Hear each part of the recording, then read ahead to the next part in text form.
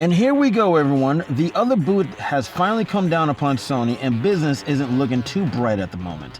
Ever since the backlash from the announcement from Sony PlayStation that they will discontinue the production of new PS5 games starting on January 2028, and since then, the backlash continues to increase its pressure so much that PlayStation isn't the only division being affected negatively in Sony, with lawsuits adding up like...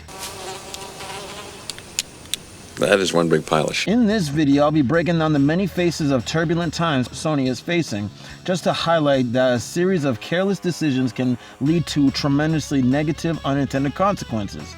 Annihilate the like, subscribe, and notification bell buttons to stay up to date with this channel's weekly videos. And with that said, let's talk.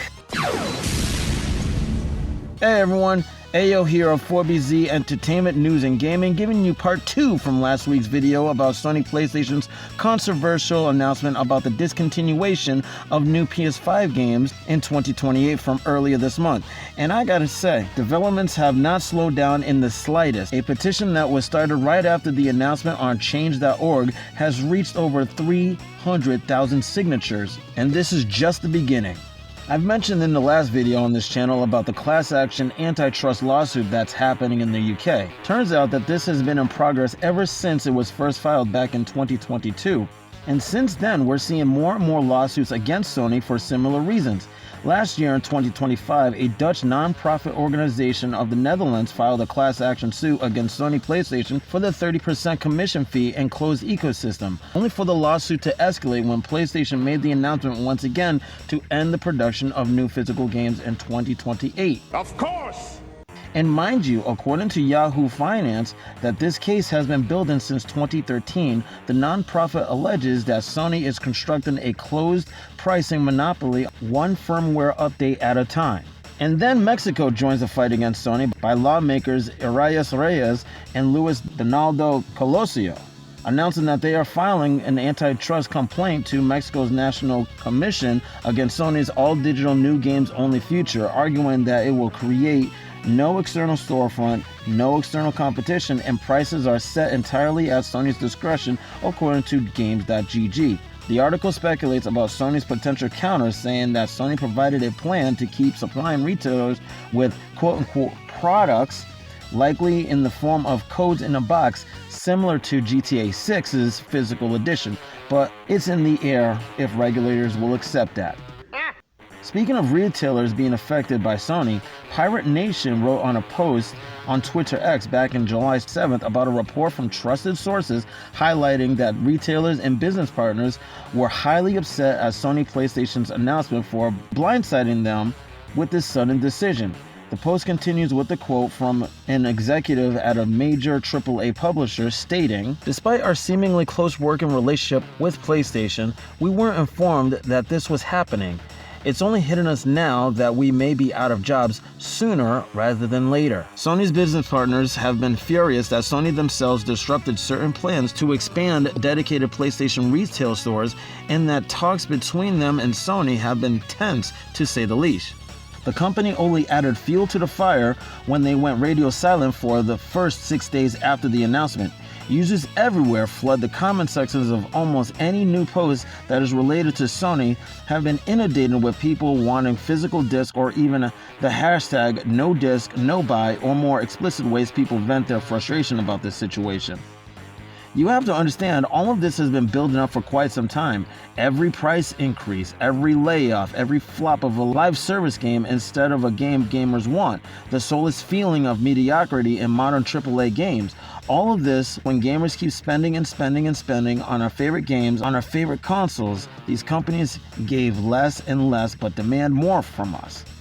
And believe me when I say that one would think a backlash on this scale would be at least attempted by Sony PlayStation to address the concerns about the future of gaming by pacifying gamers and making promises that ownership is guaranteed, or something that sounds pleasing, right?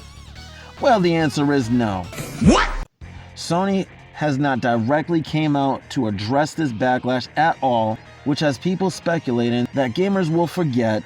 If that's the case, an outcome like that won't be anytime soon, especially when the mainstream news apparently is talking about this. Media like Business Insider, Fox News, Bloomberg, MSN, heck, even Domino's Pizza gave Sony a few jabs in the comments section. Side note for an even more recent development, one of the main names in anime streaming services, Crunchyroll, has made customers and fans call for a boycott. According to Kotaku.com, Crunchyroll is retiring its online store for physical merch and replacing it with a pricey monthly subscription. They say, and I quote, "This August, we are transitioning the Crunchyroll store to a brand new shopping experience that will be available exclusively for Mega and Ultimate fans. The new store captures the excitement of convention-exclusive merchandise, collectibles, curated drops, and limited-time release products inspired by the anime series you love." So get this. Crunchyroll is offering 3 tiers of subscriptions, and let's just say the $14 Mega and $18 Ultimate tiers offers the access to the store. I'm saying it again. The $14 Mega and $18 Ultimate tiers offers access to the store. To the store. It's one thing to focus merch as limited drops just for customers being FOMO, the fear of missing out, rather than having a lush store filled with countless options for fans to buy related materials of their favorite anime, but instead we get this. The reason why I mention Crunchyroll is primarily because who do you think is their parent company that owns Crunchyroll? That's right, none other than Sony. I'm telling you, everybody, the backlash of what this company is going through right now is astronomical. I can barely keep up with how many new developments of this backlash have been popping up while editing this video, that apparently even third-party game developer studios are furious at Sony as well. Every announcement Sony PlayStation has made across their profiles have been flooded with hate, as I mentioned earlier.